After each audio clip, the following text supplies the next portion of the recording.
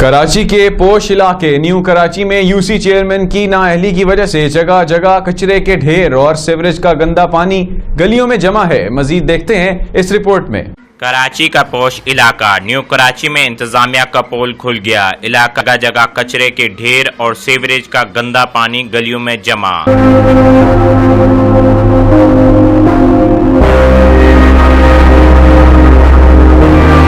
New Karachi sector 5D اور 5J کے chairman اعجاز جیلانی کی نااہلی کے باعث علاقے میں لوگوں کی زندگی انتہائی اجیرن ہو گئی۔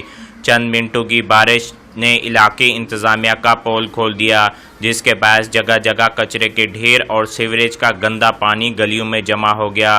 صفائی ستھرائی کے ناقص انتظامات سے علاقے میں عوام موذی مرض میں مبتلا ہونا شروع ہو گئی۔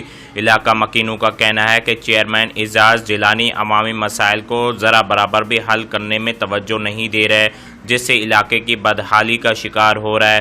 جبکہ دوسری جانب کچھ روز قبل ڈسٹرکٹ ویسٹ کے ڈپٹی کمشنر زاہد حسین میمن کے زیر صدارت اجلاس منعقد ہوا، جس میں احکامات جاری کیے گئے کہ ڈی ایم سی اور تمام حکومتی ذمہ داران مل کر ویسٹ میں نالوں اور گلیوں کی صفائی ستھرائی کے عمل کو یقینی بنائیں، جس پر عمل درآمد نہ ہو سکا۔